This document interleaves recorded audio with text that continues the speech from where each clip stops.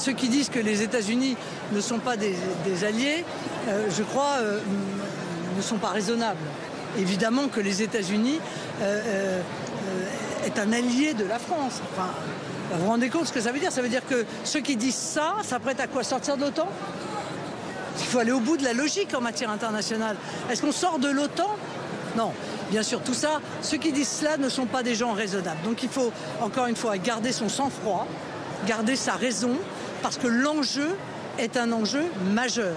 Qu'il existe des frictions, qu'il existe des mots qui vont plus haut que ce que l'on souhaiterait. Voilà, ce sont des choses qui arrivent, mais qui, en règle générale, se déroulent en coulisses. Et qui, hier, c'est vrai, se sont déroulées un peu à la stupéfaction générale, de manière publique, médiatique. Voilà. C'est cela, en réalité, qui est l'événement de ces discussions. Ça n'est pas leur dureté, c'est leur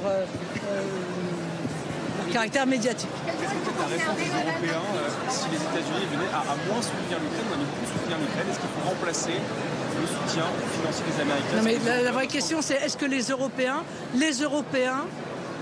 bon, encore une fois, moi je ne sais pas qui c'est, les Européens, vous voyez? Non, il y a des pays, voilà, il y a des nations. Je suis désolé, mais c'est comme ça que ça fonctionne. Il y a des nations, et les nations européennes sont manifestement divisées. Il y a celles qui souhaitent continuer la guerre, et il y a celles qui souhaitent participer aux négociations de paix. Bon.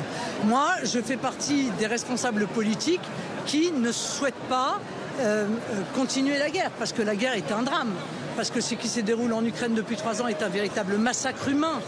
Je voudrais qu'on ne l'oublie pas, qu'il y a des jeunes hommes qui meurent, il y a des familles qui sont décimées, il y a des Ukrainiens qui ont fui leur pays, qui probablement ne reviendront d'ailleurs pas dans leur pays. Donc on ne peut pas passer ça par perte et profit. Donc il faut à tout prix œuvrer pour la paix.